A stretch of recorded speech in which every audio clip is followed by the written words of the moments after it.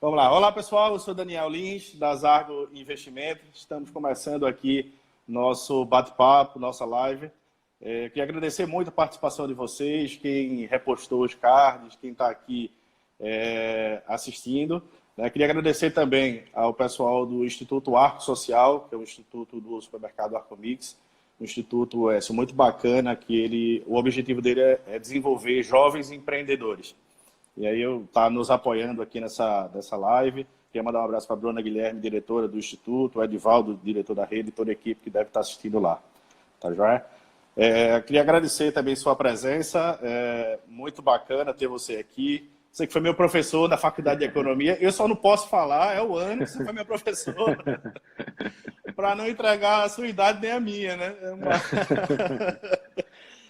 Muito obrigado. Écio Costa, economista, PhD em Economia, consultor financeiro e empresarial, com mais de 500 projetos aprovados em Banco de Fomento, e colunista também da Rádio CBN. Seja muito bem-vindo aqui na nossa sala da Zargo Investimentos.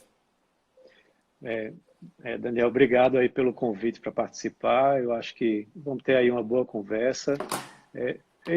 Caiu de novo. Erro de gravação. Vale mencionar também que eu sou colunista lá da CBN e recentemente me tornei colunista também da Grande Rio FM, lá em Petrolina. Parabéns, certo? Parabéns. Lá não tem CBN e a Grande Rio ela tem uma audiência enorme na região, então estou com uma coluna diária também por lá, certo? Eu queria dar aqui um abraço a Romualdo de Souza, que entrou aqui também, estava aqui dizendo que gosta de me acompanhar. Romualdo de Souza é lá da Rádio Jornal, eu era da Rádio Jornal também, há um tempo atrás. E política e café são com Romualdo de Souza, né? Acompanha demais, um abraço para você, Romualdo.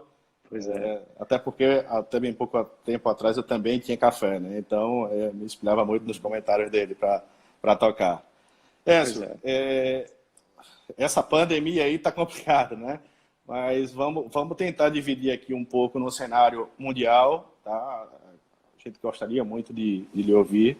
Descemos para o Brasil, que é o que tem mais assunto. A cada dia tem um assunto novo para se falar e mais uma variável no modelo para se tratar, para se ver o futuro, né? E depois a gente fala um pouquinho aqui de Pernambuco, tá certo? A crise está dada, né? Temos aí alguns países na zona do euro com crescimento negativo de -5%, já. Produção industrial, vi hoje na sua coluna, -9%, desemprego, empresas fechando. E o que todo mundo se pergunta é, o que vem pela frente? Para onde vamos, né? E isso aqui a gente vai tentar focar nesse o pós crise econômica, é uma crise de saúde que já virou uma crise econômica e como a gente gosta sempre de inventar, no Brasil acoplamos uma crise política. Mas falando de mundo, é natural que em crises como essa nós sempre voltemos no tempo e compare as crises, tanto natureza quanto a velocidade de saída, para ter um referencial. Isso é normal do ser humano, a gente se ancorar em alguma coisa no passado. E aí a pergunta que eu te faço, essa primeira pergunta é: o que é que essa crise tem de diferente das outras? Veja, essa é uma crise que começa pelo motivo da crise, né? Um motivo relacionado à saúde e não relacionado à economia, ao mau funcionamento da economia. Então termina se diferenciando de muitas crises que a gente viu no passado. A gente tem a crise mais recente, essa de 2008, que foi a crise do subprime, né, com um problema imobiliário nos Estados Unidos, onde se especulou muito utilizando garantias que eram boas no início, mas como o sistema financeiro americano não é tão rigoroso, até como o brasileiro, eles saíram fazendo garantias em cima de garantias, financiamentos em cima de financiamentos, com a mesma garantia, quando foi ver, não valia mais quase nada. E em cima do mercado imobiliário. Então aqui, nesse momento atual, a gente está com uma crise que ela vem de fora da economia e traz seus impactos para dentro da nossa economia. Então não há, por exemplo, medidas econômicas que você possa tomar que vão resolver o problema. São medidas, na realidade, sanitárias, medidas de saúde que têm que ser tomadas para resolver a questão de saúde, tentar diminuir o ritmo de expansão dessa pandemia, para a partir daí você tratar da economia, né? Agora, claro, durante o período em que nós temos os lockdowns ou as quarentenas, tem algumas medidas que podem ser tomadas para manutenção de empregos, para que as empresas não quebrem, né? Mas como medidas paliativas temporárias, né? Até porque espera-se que após uma reabertura, você tenha uma retomada da atividade econômica lenta, claro, não vai ser do mesmo ritmo que estava antes do fechamento, mas ela volta aos poucos e depois vai tomando ritmo. Tanto é que quando você vai analisar os dados, né, que o FMI divulgou, de expectativa de queda e de retomada para os países, né, eu até estava publicando no meu stories do Instagram uma arte interessante que eu encontrei, mostrando os anos de 2020 e 2021, onde a maioria dos países cai significativamente em termos de PIB, mas depois, em 2021, eles retomam no mesmo nível que caíram, né? A gente teve aquela paralisação dos caminhoneiros em 2018 aqui no Brasil, que foi também um movimento em V, né? Houve uma queda drástica, principalmente do setor industrial, e depois houve uma retomada rápida do setor industrial, né? Então, isso é esperado para a maioria dos países, com exceção do Brasil. Essa era uma pergunta que estaria mais na frente, mas eu já Pois vou é. adiantar aqui. Pegando esse exemplo aí da crise em V, eu queria que você explicasse um pouquinho melhor cada retomada dessa, se a volta é em V, se a volta é em U, se a volta é em outra configuração. Isso. Mas, para se ter ideia, na China, no dia que acabou o lockdown, uma dessas marcas de grife famosa vendeu 2 milhões e 600 mil euros, né? 2,6 milhões de euros num único dia. Gucci, Prada, uma loja dessa. Então, isso é a volta em V, né? A demanda fica acumulada e aí, quando solta a economia, o consumo vem pesado, né? Eu queria que você explicasse um pouquinho e o que é a sua previsão para essa volta. Você já pincelou um pouco do mundo e do Brasil.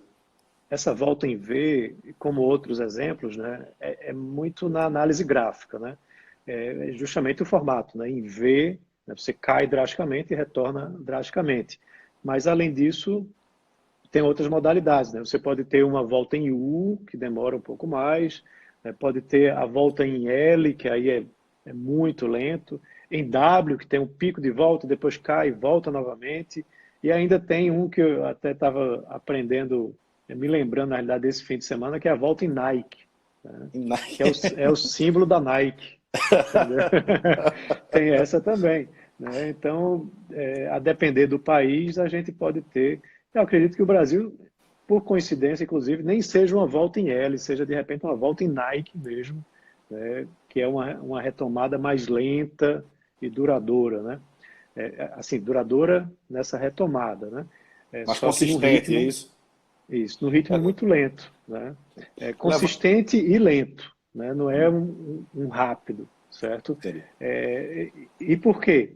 Porque a gente tem nossas tensões políticas que estão acontecendo, inclusive tirando, se você for assistir, por exemplo, a CNN hoje, mais da metade do tempo da CNN hoje foi a revelação do depoimento de Moro e pouco se falou dos números do coronavírus. Ou seja, a crise política no Brasil consegue derrubar o coronavírus, né, para, assim, eu ia dizer para surpresa de quem está lá fora, porque para nossa surpresa aqui, nem tanto, né? A gente já sabe que isso termina trazendo muita repercussão e vivemos um momento, né, de problemas políticos aí com essa ruptura que Bolsonaro vem fazendo com vários aliados de início de campanha. Ele vem tendo essa guinada para o Centrão, onde parte da guinada foi ter tirado o Moro, né, e aí dizem que Paulo Guedes está na balança aí também para ver se cai ou não cai, apesar de que isso deu uma esfriada, né, os últimos dias. E, a meu ver, a grande preocupação é essa, a manutenção de Paulo Guedes no governo é essencial para que a nossa retomada não seja tão lenta, que ela seja um pouco mais rápida, porque aí você vai ter um ministro liberal, reformista, que vem ditando a pauta econômica e ditando isso de forma bem conduzida para que o Congresso possa atender, né, possa concordar em fazer essas reformas que são necessárias para o segundo semestre, né, para que a gente possa ter reforma administrativa, reforma tributária, a PEC do penduricalho, e várias outras medidas importantes para que você diminua o peso do Estado e diminua as despesas do Estado. Porque, se você for olhar, né, Daniel, você sabe bem disso, essas ajudas que estão sendo feitas no momento, elas têm um custo muito grande, né, para o Tesouro, né, para o governo. A dívida, acredita-se que vai subir algo em torno de 10 pontos percentuais nesse ano, que a gente vai chegar fácil. Quase 90% do PIB, né? Isso, fácil a 90% do PIB. Então, isso precisa ser corrigido posteriormente, né, para que você possa ter um país mais saudável. Hoje, inclusive, agora, depois do fechamento do mercado, a Fitch rebaixou a nota do Brasil para negativo, né, e falou justamente do quê? Das questões políticas que estão sendo muito problemáticas aqui no Brasil. Então, por conta disso, é que a gente não vai ter uma retomada em V no ano que vem aqui no Brasil. E que é uma pena, porque algumas instituições já davam como certa a volta do Brasil como investment grade. Depois da reforma da Previdência, já se veiculava que estava tudo pronto para voltar o selo de bom pagador do Brasil, mas aquela história de querer ver para crer, né? As agências estavam segurando um pouco para ver se era isso mesmo. Na live de Paulo Guedes à XP, o que me chamou muito a atenção foi justamente isso que você está falando. Vamos subir para quase 90% do PIB, o endividamento, mas ele está fazendo de uma forma, pelo menos dando a satisfação ao mercado, de onde está vindo os recursos para essas ajudas. Inclusive foi tema aí de ruído, que o ministro da Infraestrutura, com alguns generais, foram lá, falaram meio que um PAC 2, e sem subsídio de onde vem o gasto. Me parece que, em relação ao ministro, as coisas estão sendo feitas numa linha bem coerente. Esse fim de semana a gente teve, inclusive, o antigo plano Mansueto, né, que depois virou Mansueto, e foi aprovado no Senado uma ajuda de 120 bilhões, mas com algumas mudanças importantes, né? Primeiro que 60 bilhões são adiamento de dívidas, certo, que os estados e municípios têm, e os outros 60 bilhões são, na realidade, uma redução de 83 bilhões para 60, né, que é realmente uma ajuda em dinheiro para os estados e municípios, e não é aquele cheque em branco que queria ser dado. O cheque em branco era dizer, olha, qualquer perda que estados e municípios tiverem vão ser compensadas pelo governo federal. Aí realmente não tem condições, né? Aí a gente ia ter lockdown geral, né, irrestrito e por muitos meses, porque os estados e municípios não iriam estar nem sequer preocupados com a arrecadação, né? Porque o grande dilema é esse, você fizer um lockdown, a arrecadação vai cair significativamente, né, mais ainda do que já caiu, e a questão da saúde vai ser tratada, mas talvez seja tratada também com um lockdown não tão forte assim, ou com uma restrição não tão forte. Então, esse dilema aí precisa ser muito bem ponderado. Então, isso foi reduzido e ainda se emplacou, tem que ver também, a Câmara ainda não votou, né, ia votar hoje, mas ainda não obtive informações sobre isso, assim, com uma contrapartida de congelamento dos salários dos funcionários públicos por 18 meses. Então, parte dessa ajuda vai ser compensada, né, com um congelamento de salários para que as despesas não aumentem tanto. E também esses recursos não podem ser utilizados, né, somente para pagar folha, tem uma destinação muito certa. Então, isso é muito importante, esse embate, né, como o próprio Paulo Guedes diz, vivemos numa democracia, então tem que haver esse embate entre legislativo, executivo, estados, municípios, para que nessa discussão se chegue a um meio termo, né, onde ambos os lados cedem e você pode ter uma versão assim que seja aceitável para todos.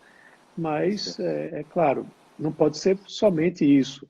É importante lembrar que o Ministério da Economia, por exemplo, gasta muito esforço somente para poder derrubar pautas malucas, né, que os representantes do Congresso têm colocado lá, com gastos assim obscenos, com gastos absurdos, com medidas também absurdas. Teve um deputado do Rio de Janeiro, se eu não me engano, que queria fechar a Bolsa. Exato. Assim, um Essa é uma negócio. delas. Cada vez que um deputado vai lá, bota um projeto, o projeto vai para a tramitação, isso é custo nosso, é a gente que paga ali. Isso é custo de tempo, é custo de dinheiro, é burocracia, por coisas que não são embasadas. Assim, são muito frágeis os argumentos, né? Exato. Aí você vai colocar isso e, ao invés de estar discutindo pautas importantes, né, que venham a promover alguma redução de custos, né, que venham a promover melhoria no mercado para os investidores, para os consumidores, não, você vai lá, não, vamos fechar a bolsa. Isso é completamente fora, né? Falar em bolsa, houve uma fuga de capital, é normal no momento de crise os investidores e os grandes players tirar dinheiro de países com mais risco, países emergentes, e ir lá para ouro, para os títulos americanos. Em março saiu 17 bilhões de dinheiro e entrou 17 bilhões de pessoas físicas. Isso está sustentando um pouco a bolsa retomar esses 30% de queda de dinheiro nacional, né? Agora, dólar, né? Vamos entrar no assunto melindroso aí. Dois indicadores que subiram muito. Um é o dólar, né, frente ao real, que se explicasse um pouquinho se essa contaminação política influencia nessa alta do dólar. E um pouco menos é o CDS também, que tem disparado exponencialmente, que é o risco país. Isso está dentro dessa conjuntura mundial ou não? Ou é coisa que está sendo agravado pela crise política? Eu estava lendo hoje, inclusive, no Valor, uma matéria dizendo que em abril a saída de investidores internacionais diminuiu, certo? Tanto é que a gente viu a bolsa subindo em abril, né? Subiu acho que 10%, não foi isso? E mais 400 mil novos investidores brasileiros entraram na bolsa Isso. em Bateu o abril. recorde. É o recorde Então, de assim, CPF a bolsa. isso. Então, é toda uma migração que a gente vem vivenciando desde o ano passado, que serve inclusive de base para o que você estava perguntando do câmbio. Nós vivemos hoje uma política diferente. No passado, a gente tinha uma Selic nas alturas, que aí, por conta disso, os investidores internacionais entravam no país para pegar os rentistas, né, como gostam de chamar, para pegar esse dinheiro fácil de renda fixa, com rentabilidade alta. E aí o que é que fazia? O dólar entrava no país, era convertido em reais para comprar títulos do Tesouro com muita segurança, e aí o câmbio era derrubado. Só que agora a coisa inverteu, né? Você tem hoje uma taxa Selic 3,75, que amanhã, né, vai ter a reunião do Copom, onde a expectativa é que caia para 3,25, até porque, veja, a produção industrial caiu 9%. Tivemos deflação, né? O IPCA 15 pelo menos apontou a deflação. Então é um cenário que mostra que provavelmente a Selic vai cair novamente para 3,25 e o Boletim Focus fala no final do ano a 3%. Então essa política, como ela mudou, o que é que acontece? Se a taxa de juros caiu drasticamente e lá fora também caiu, mas lá não tem mais tanta margem para cair, esse diferencial de juros nacional para o internacional diminuiu, caiu, e aí os investidores internacionais estão migrando de volta para ou lugares onde tem taxas de juros mais elevadas, ou para os Estados Unidos, que é um porto seguro, certo? E que não tem questão cambial. Tá? Então, isso pressiona o dólar para cima, né? E o novo patamar de dólar é esse que a gente está vivendo. Agora, quando você vai descontar a inflação, né, nosso dólar ele ainda é barato, né, comparado com outras cestas de bens, né, ou seja, na paridade de poder de compra de outros países, certo? Só que, claro, assusta você ter um dólar de 5,60, 5,70, né, quando há um ano Não. atrás a gente estava falando 3,70. Mas essa vai ser provavelmente a nova normalidade. Só que, como você mencionou, a questão política também traz um componente a mais, né? Tanto é que faz com que a taxa de câmbio brasileira tenha sido uma das, do real para o dólar, uma das que mais piorou, né, nesses últimos tempos. Mas eu diria que o grande, assim, a grande variável que influenciou nisso foi essa mudança na política com relação à Selic. A Selic é a mais baixa da nossa história, né? O Focus aí pode chegar em alguns a 2,75, né? Então, eu tô com duas perguntas aqui na ponta da língua. Uma é uma provocação para você, diante desse cenário que você falou de câmbio, teve um ex-presidente que foi à mídia a semana passada e falou que a solução, muito simplista, era imprimir dinheiro. Então, o que é que você acha, diante de todas essas variáveis que você falou, se a solução é mesmo imprimir dinheiro para ajudar a população? Essa onda de ligar a maquininha, né, de impressão, eu estava até lendo uma charge daquele, como é, Simão, Zé Simão, né? Zé Simão. Ele dizendo que cada um deveria ter sua própria impressora. Só que não funciona assim, né? Tem uma relação forte entre imprimir dinheiro também e juros, né? Porque para você imprimir, você emite dívida. E aí, com a taxa de juros baixa como essa, quanto mais você imprimir, menos valor esse dinheiro vai ter, né? Então, não vai ter compradores de títulos também para que o governo possa estar emitindo dinheiro. Então, não é algo... E o país precisa se financiar, né? Ele precisa pagar dívidas, né? Na última linha lá, o Brasil é deficitário, né? Então, precisa ter essas emissões de dívida, né? Pois é. Então, essa é uma questão muito preocupante nesse sentido. E aí, até o próprio Paulo Guedes disse, não, se houver realmente necessidade, a gente imprime. Só que aí ele estava se referindo a um caso muito específico, de armadilha de liquidez, né? Que aí é quando você tem uma deflação, né? E você tem uma taxa de juros zerada, onde nenhum investidor quer, né, comprar esses títulos, porque ele sabe que lá no futuro a taxa de juros vai ser mais elevada.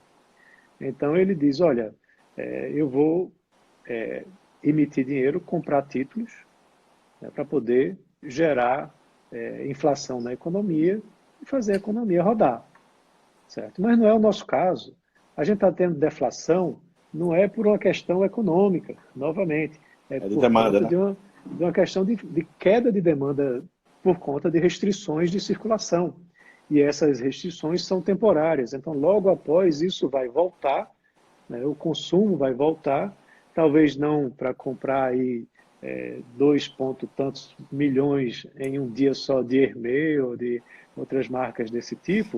Me Né? corrigiram aqui, nosso amigo Mocho, que está nos assistindo, secretário de Desenvolvimento Econômico lá do Cabo, falou que foram 14 milhões de Hermès num dia. Pois é. Então, não é bem o caso, né? Nossa sociedade é bem diferente da chinesa, mas o consumo vai sim voltar, né? As pessoas vão voltar a consumir bens, inclusive vão ter muitas promoções acontecendo, então vai se tirar muito proveito dessa situação por parte de quem tiver dinheiro para fazer esse consumo, e aí rapidamente você volta a ter uma estabilização. Isso, inclusive, Paulo Guedes vem apostando muito. Nas lives que eu tenho assistido dele, ele vem sempre dizendo, se aguardem, né? Todos irão se surpreender com a rápida retomada que teremos na economia. Pegando esse gancho, Écio, é uma coisa interessante. Para esse ano, a economia, digamos assim, está perdida, mas há muitas informações conflitantes. Por exemplo, focos dessa semana passada, né, deu que a economia vai decrescer o PIB 3,76.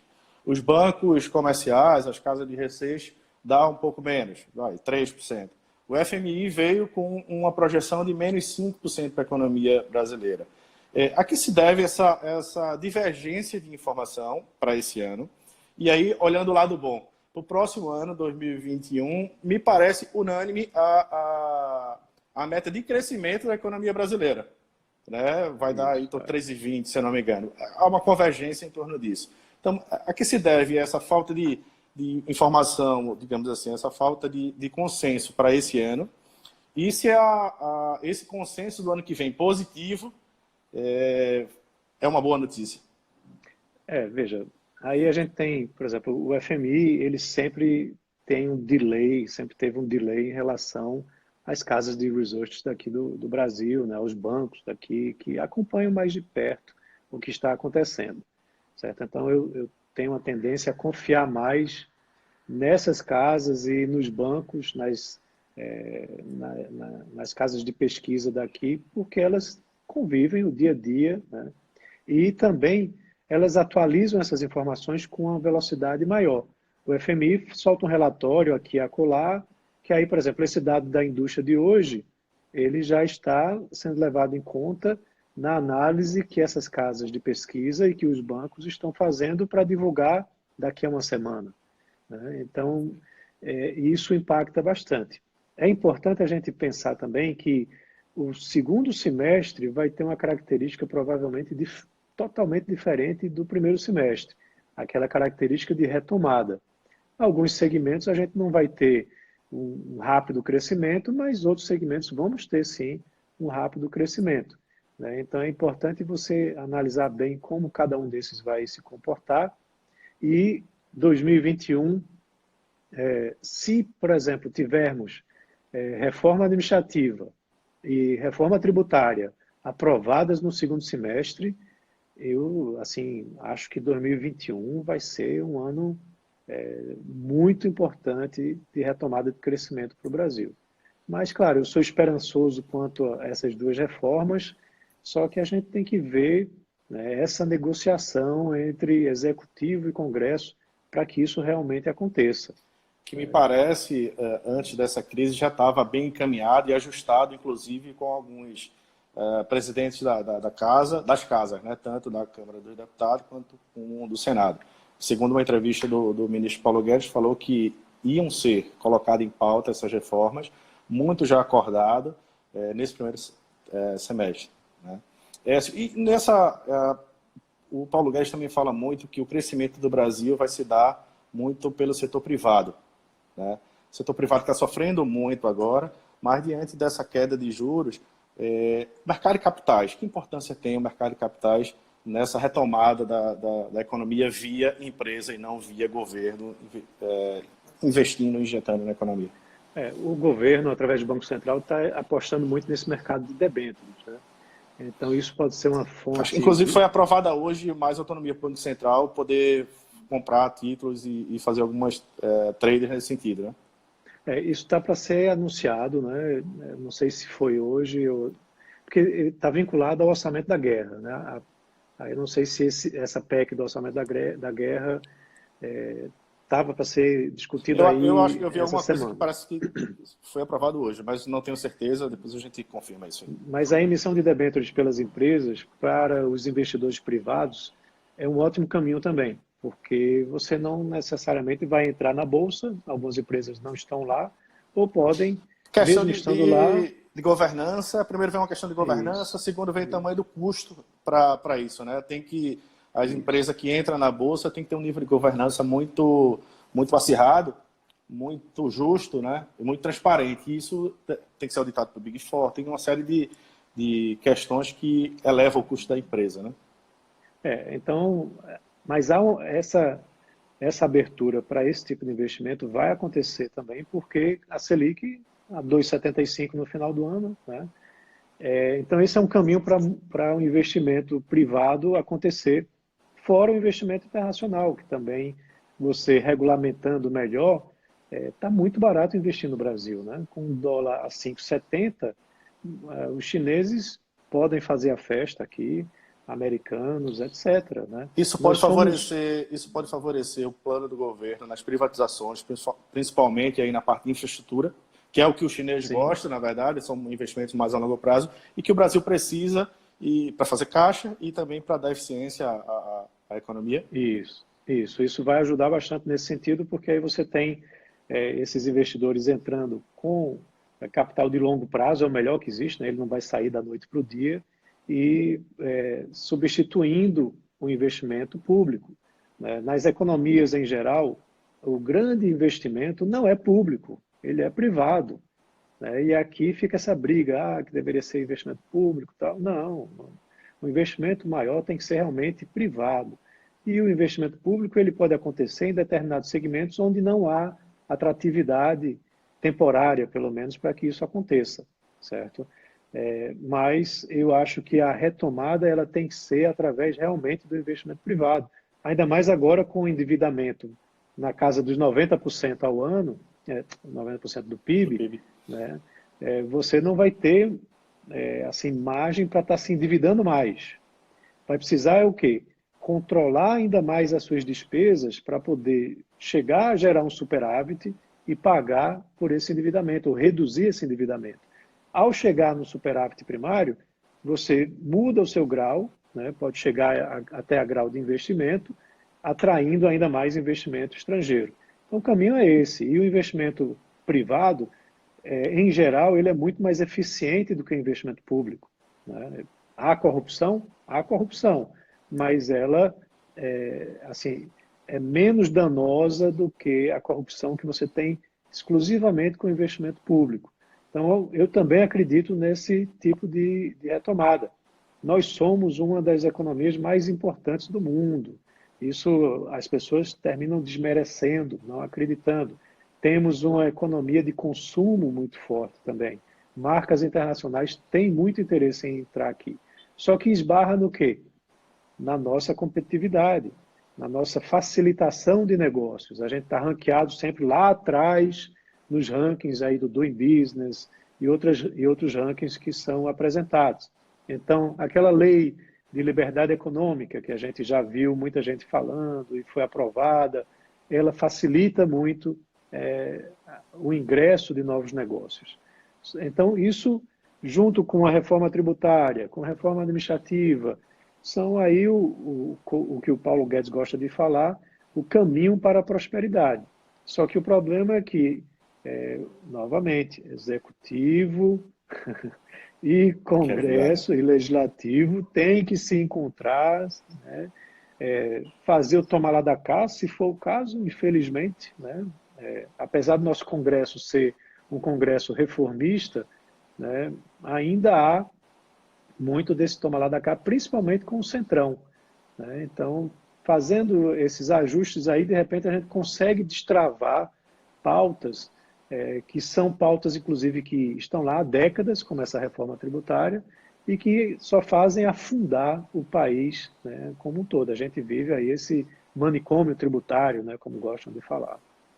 A autonomia do Banco Central passa por isso também, Edson? O que é que de benefício teria um Banco Central mais autônomo? Veja o exemplo do Moro, né?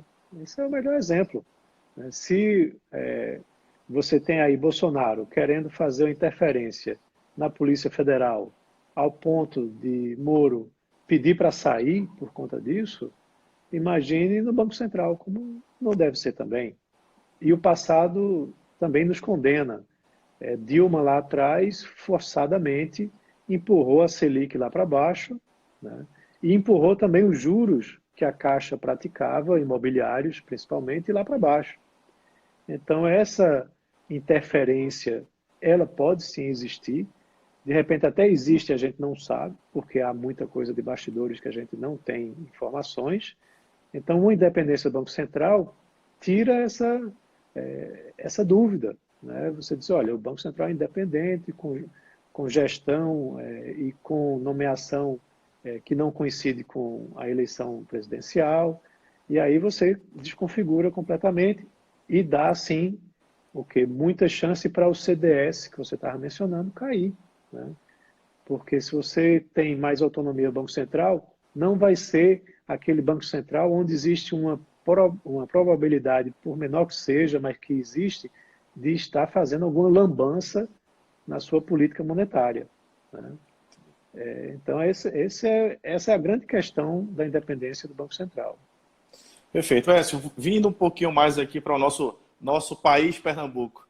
A economia pernambucana tem como base os serviços e a parte de turismo, dois segmentos que estão extremamente afetados por essa pandemia. Isso vai fazer com que Pernambuco sofra um pouco mais do que o Brasil em relação à retomada, essa retomada? O Brasil e o estado de Pernambuco, quando você vai olhar a composição do PIB, 70% de ambos é do setor de serviços.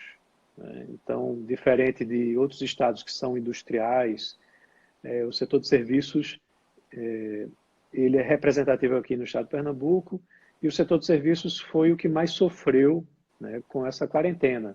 Né? Comércio, serviços, está tudo praticamente paralisado, a não ser os itens essenciais. E o turismo, ele é importante aqui para o nosso estado, e a gente está vendo o que está acontecendo, né, com a totalidade, né, dos empresários, dos negócios da área de serviços. Então, isso é bastante preocupante, sim. A receita do ISS do município de Recife, por exemplo, já a perda, pelo que eu estava conversando hoje com o Aldo Vilela, inclusive, lá na CBN, já chega a algo próximo de 1 bilhão, certo? E ISS é a arrecadação das prefeituras, então muitas prefeituras estão sofrendo com isso. E o ICMS, a nível de estado, né, com o comércio, também caindo drasticamente. Então, assim, é realmente preocupante você ter uma questão como essa para o estado de Pernambuco, né, o setor de serviços sendo um dos maiores prejudicados. Écio, estamos chegando aí ao final da nossa entrevista. O que é bom dura Entrevista, pouco, né? Nossa conversa. Nossa conversa. Olha, Daniel, tem aqui umas perguntas que eu acho que valia a pena a gente dar vamos lá. Responder algumas também. Claro. Né? Vamos retroceder aqui um pouquinho. JLA 2105, o mercado de capitais privado pode ajudar a retomada. A gente já meio que falou sobre isso, né? Acho que é importante a questão das debêntures, do mercado da Bolsa como um todo. Ela deve apresentar, sim, essa recuperação a médio prazo. Matheus aqui mandou várias mensagens. Vou dar um abraço aqui para o Matheus, lá de Garanhuns, acompanhando a gente. A construção civil vai ter crescimento bom em 2021? Eu acho que sim, 2021, né? 2020 não, mas 2021 você tem essa linha da Caixa que pega o IPCA, né? E o IPCA, a inflação projetada para o final do ano está abaixo de 2%, no Boletim Focus dessa semana. Então, isso vai ajudar muito para os financiamentos mais baratos, né? Então, acho que isso vai ajudar muito. E esse setor de construção civil, Écio, veio fazendo o dever de casa, né? No ano passado foi o segmento que mais emitiu debênture para pré-pagar debênture mais caras, ou seja, eles estavam trocando uma dívida mais cara por uma dívida mais barata e fazendo caixa, né? Inclusive, alguns até fez IPO, né? E para pré-pagar a dívida. Então, assim, eles fizeram o dever de casa o ano passado, estavam prontos para ter alguma retomada esse ano e aí vai ter que segurar para o próximo ano, né?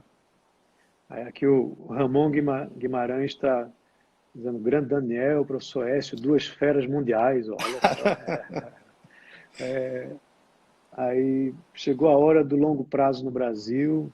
Pois é, né? Vamos ver se realmente essa ideia muda e a gente tem realmente pensamento de longo prazo, ou seja, investimentos focando mais no longo prazo do que no curto prazo. Que aí tem a ver justamente com essa emissão de dívida de longo prazo. E o que é o que o Brasil precisa, né? Um horizonte para o investidor, para o empresário poder fazer seus planos de expansão. Né? Isso é que vai levar a economia a outro patamar. Não dá para você planejar investimentos vultosos com 2 anos. Né? Pois é, quando a Selic era 14%, 15% ao ano, era inimaginável você fazer um investimento pensando num horizonte de 5, 10 anos. Né? Mas agora, com a Selic mais baixa como essa, a TMA ajuda, né? Ou seja, você vai ter uma atratividade mais interessante para que possa fazer um investimento que tenha retornos mais de longo prazo. Né? Claro, tem que ver se a estabilidade política vai permanecer ao longo do tempo. Né? E aí começa a sair Só um parênteses, Écio. E aí começa a sair da gaveta projetos que não tinham uma TIR tão alta, né? Projetos importantes, mas que não tinham a TIR tão alta, porque a taxa de juros a 12% não fazia sentido. Hoje, um projeto que passe aí a Selic é 3%, faz sentido tirar da gaveta e o empresariado colocar em prática, né? E isso gera emprego, faz a economia andar mais rápido, né? Isso. É assim que tem que ser, né? A maioria das economias funciona dessa forma. Em geral, você faz um projeto para mostrar a capacidade de pagamento dele com como está dizendo, uma TMA razoável, né? Que hoje é o cenário, a Selic baixa como está. Aí o Otávio está falando aqui, seguro privado nos investimentos públicos seria uma solução no combate à corrupção, é uma alternativa de mitigação de risco, né? Eu acho que se os TCEs e o TCU fossem menos politicamente, como eu diria, politicamente montados, né, a gente teria muito mais fiscalização. Né? Porque o grande problema também é esse. Da mesma forma que STF, os TCEs e os TCUs são indicação dos governantes. E aí você termina não tendo, de repente, a mesma eficiência na fiscalização caso você tivesse apenas concursados trabalhando lá. Né? Aí Matheus fala, a independência do Banco Central seria excelente, a gente falou já sobre isso, concordo. A Lei 13.874, né, a Declaração de Direitos e Liberdade Econômica do Caio, um abraço aí para Caio, lá de São Paulo acompanhando a gente. Maravilha. Um abraço, Caio. Privatizações é a carta do baralho de Paulo Guedes, é uma das, né? Eu acho que as reformas são até mais do que isso. Aí o pessoal dando os parabéns, novamente Caio, Bruna, grande lucidez, ótimas explicações, obrigado, né? A Júlio aqui tirando onda. Júlio é aluno lá de Economia da Federal, Daniel. Foi presidente do DA, não sei se continua, dizendo ministro da Economia em 2021. Cada um. Júlio, tem meu voto também, viu, Júlio? Agora sai da live e vai estudar, porque quando tu voltar a Economia Internacional vai te pegar, viu? Aqui, ó, tá dizendo Gabi Anjos falando, perfeito, esse exemplo disso foi no Rio de Janeiro, onde o TCE estava todo aparelhado. Era essa a palavra, o aparelhamento político. Né? Essa é a grande problemática que a gente tem na fiscalização por parte dos tribunais de conta com a atuação dos governos. Né? Isso, infelizmente, termina inviabilizando muito da análise que precisa ser feita. Tá? Então, acho que isso tem que ser... Olha, é tanta coisa que a gente precisa reformar, né, que é complicado. Essas indicações são a pior coisa que existe. E no momento que você vê o Bolsonaro guinando de volta para um acordo com o Centrão, é um indicativo forte de que o tomar lá da cá vai voltar com muita força, né? Aqui, ó, o Rodrigo Assis está dizendo as privatizações vão fazer com que o Brasil dê uma guinada na economia. Aí, direto de Portugal, tá vendo? Hoje a gente está... essa live está internacional, tá vendo? Tá vendo? Estamos mundiais mesmo, como estava falando aqui atrás. Sim, o Matheus pediu para explicar um pouco mais essa questão do Banco Central estar comprando títulos privados. Né? Hoje no Brasil não é possível, né? Nos Estados Unidos é sim possível, que aí é a história do balance sheet, né, lá dos Estados Unidos, do Banco Central, ele vai comprando títulos, jogando dinheiro na economia, e aqui com o orçamento de guerra se pensa em se flexibilizar isso, que aí o Banco Central pode salvar alguns setores comprando títulos dessas empresas diretamente, né, e jogando dinheiro na economia, mas de forma temporária, né? Que é uma forma mais produtiva, né? De você estimular a economia do que, por exemplo, dar um financiamento a longo prazo sem ter o dinheiro de volta, que é o que aconteceu muito isso com o BNDES. Agora, se bem que o BNDESPar, ele provavelmente vai atuar forte também durante esse período. Agora, no passado, o BNDESPar até foi muito rentável para o BNDES, né? Porque as ações da maioria das empresas cresceu consideravelmente. Claro, tem aquela questão da Lava Jato, que é muito preocupante, onde desvios aconteceram, mas empresas sólidas, de repente, vale a pena você comprar agora na baixa, sendo BNDES, ajudar a empresa, e aí depois de uma retomada você vai e vende. Né? Inclusive, esse fim de semana teve uma live do guru das finanças lá dos Estados Unidos, né? Falando, Warren Buffett. o Buffett falando, né, do Berkshire, que ele se desfez dos investimentos nas aéreas, mas eu acho, sinceramente, eu não sou um Buffett, tá? Tudo bem, mas... É metade, eu sei. Tem dinheiro escondido aí, você não fala. E assim, não é a hora, né? Eu acho que deveria ser a hora dele estar comprando mais, porque as aéreas vão subir de volta, né? Ninguém vai deixar de andar de avião. O mundo precisa disso, né? O mundo precisa dessa logística, né? Pois é, então eu achei isso meio... Muita gente caindo na onda, mas eu acho que tem com certeza coisa por trás. Né? Eu acho que é que nem nosso amigo lá da Tesla, o Musk, que disse que as ações estavam valendo, estavam com preço muito alto. Com certeza ele vendeu alguma coisa antes e comprou com 10% mais baixo, aí saiu o resultado do último trimestre e já subiu não sei quantos por cento. Né? E o SEC aí está em cima agora investigando esse tweet dele. Né? Vai ver que ele quer comprar as aéreas mais baratas, né? Pois é isso que a gente tem que ver também um pouco essas questões que estão por trás, certo? Aí voltando ao BNDES, pode ser uma coisa interessante, né? Comprar agora e vender mais à frente. Né? O BNDESPAR também está se desfazendo da Vale, de outras empresas, estava se desfazendo com uma Bovespa a 120 mil pontos e estava ganhando muito dinheiro com isso para repassar de volta para o governo. Então, pode repetir uma estratégia como essa nesse momento também, com algumas dessas empresas que têm fundamentos, mas que estão muito undervalued, né? Estão com um preço muito baixo. Tem Então, empresa acho que vale a pena. Tem empresa sendo negociada a 20% do PL. Empresas boas, empresas sólidas, empresas Eu quis dizer, bem administradas, com boa governança, com um histórico aí de profissionalização a 20%, 30% do PL. Agora, o que é que eu acho que é um caminho muito importante que a economia brasileira, para a gente finalizar, deve retomar, até porque daqui a pouco vão derrubar a live da gente. Exato. As reformas têm que ser feitas, certo? E depois dessas reformas serem feitas, você tem que ter tributária, administrativa, essas PECs e tal, tem que ter uma abertura comercial, né? Os acordos comerciais com a União Europeia têm que vingar, certo? Para depois você ter aí um crescimento econômico muito forte, certo? Isso tem que acontecer nessa sequência. Não adianta você fazer uma abertura comercial muito forte agora se você não fizer uma reforma tributária, porque aí você vai quebrar de vez as indústrias que estão aqui no Brasil.